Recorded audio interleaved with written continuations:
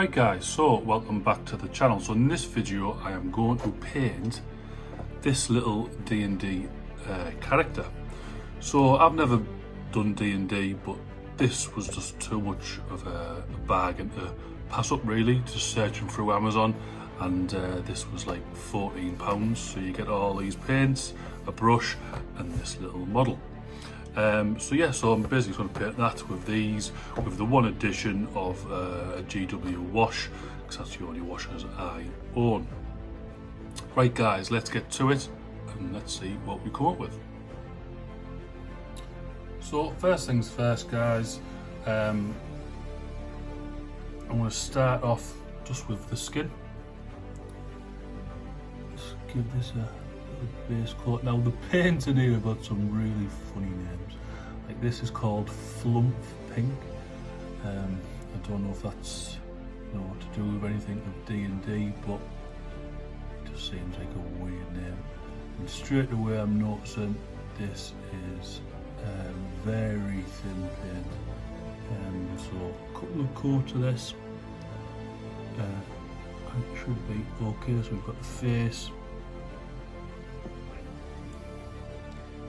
his arm, his hand here, obviously his other arm and hand. So we'll come back when these are all done. So now what we're going to do is add some mithril silver. Now you can see as well that these bottles aren't that big, but like I say, for £14 and you get 10 of them, it's not too bad, and the coverage is pretty decent. So what we're going to do is obviously just put this mithril silver. Now I'm sure that used to be a GW colour, but we'll put this on his chainmail shirt. Just get a nice coat of that on. Oh, not on the camera. And then also on his sword there. Literally just give that a nice base coat, and again it doesn't matter if you go over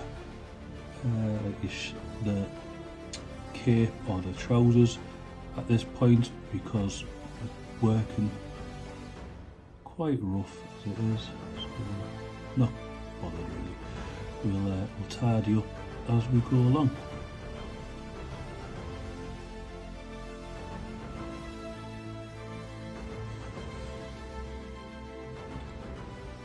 So we've done that. Now we're going to just put some grey. Now obviously I've primed it in grey, but I want a different finish, so I've got the little bottle here and it is literally called Grey Primer.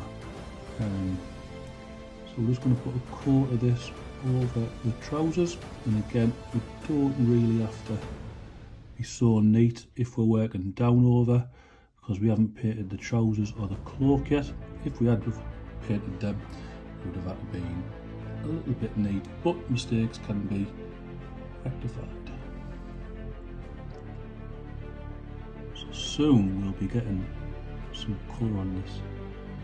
Thinking we're going to do the cape in maybe like a red colour.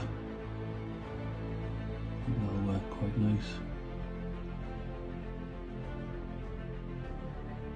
There we go guys, easy as that. So what I'm going to do now is just base coat these boots in a black, and then we'll carry on with this cloak. Right guys, so that is the grey and the black basically base coated in, and I've just noticed as well on top of his shoulder it looks like he's got like a little gerbil or a hamster or something. Like that's why his head's tilted like that. He's listening to whatever the gerbil or hamster is going to say to him. So yeah, so we're going to paint the cape now, and I've chosen red. So the red is Dragonfire Red from this D&D box set. So basically we're just going to put this red all over now. Straight away I can see this is going to take a few coats, but quite a nice dark, I'll say dark red. Yeah. So we'll come back once we've done a few coats of that, just to get a nice even base coat all over.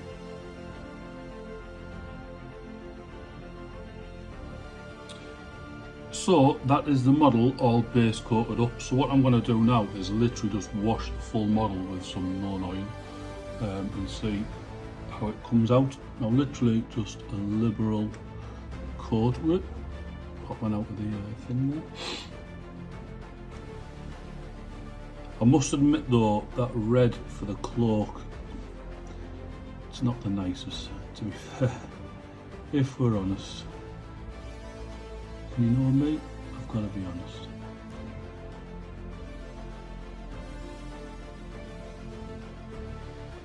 So we'll just we'll brush this all over, and then once this is done, we'll come back and we'll just put some little highlights on the cape.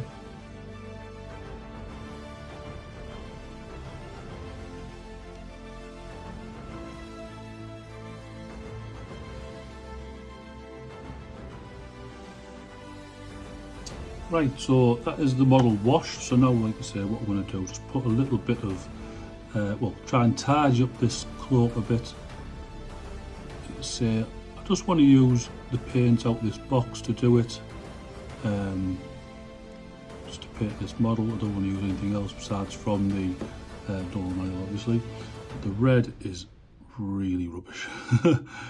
So again, it's just going to be a few more coats of this over.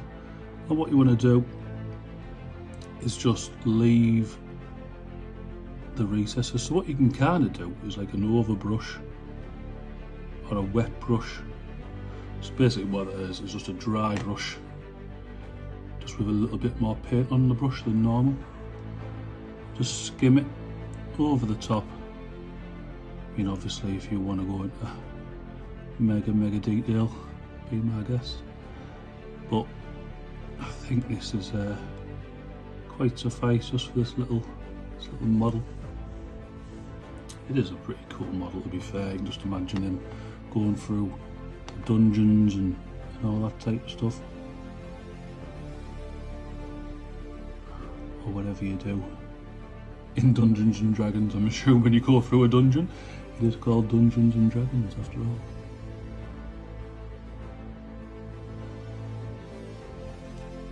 It is something that I have been looking at for a while, but I don't know that many people who play it. And obviously with current climate, you know what's going on at the moment, not many people can. But yeah, would be something I've been looking into getting into. There we go. And then just a little bit more on the top.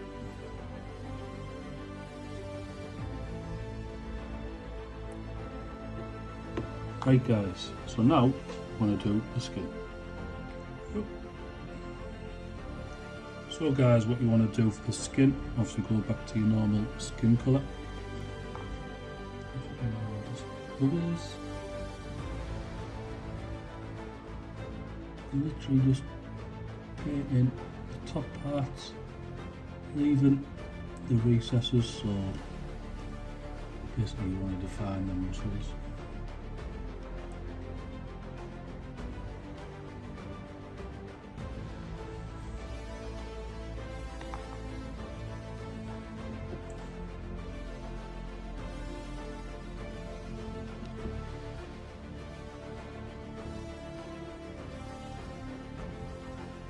Quick enough as well if you think you've made a mistake, you leave it off with your finger. Simple as that. Start again. A bit of a kind of a wet brush kind of thing on the top of his baldy head. Don't forget guys, I am using the same brush for everything.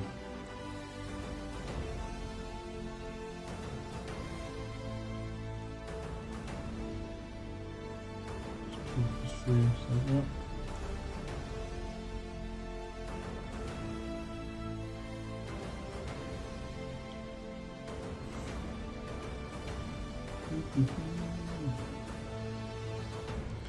Put a little bit of red there into this, so we can pink his face up a bit. A bit of colour in there. It's almost like he's been in battle for a long time.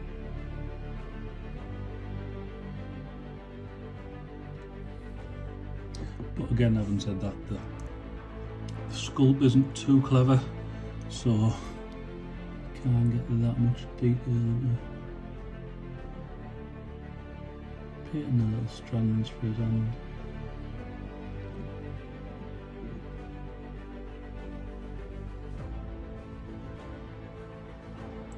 Obviously if you had a bit more time with this it'd be a lot better, but there you go. But there we go guys, that is it. So I will show you what it's like when it is all finished. So there we have it guys, the little model that you get in the D&D paint set. Overall, happy with how it's turned out. It literally took me 10 minutes to paint, if that. I've got a little air dryer next to me, so that sped up the drying time. But yeah, it was just an exercise again really, just using the paints, something different from GW paints. The paints themselves, I didn't use all of them, but I can say for definite that red is horrible. The colour's nice, just the application is terrible. Anyway guys, yeah, thank you for watching. If you've got any questions, don't forget to put them in the comments below. Go and like this video, and most importantly, go and subscribe. Also, I will leave a link in the description down below to my affiliate, Whalen Games. And also, if you want to support me as well, I will leave a link to my PayPal where you can chuck us a little tip. Alright guys, I'll see you all later.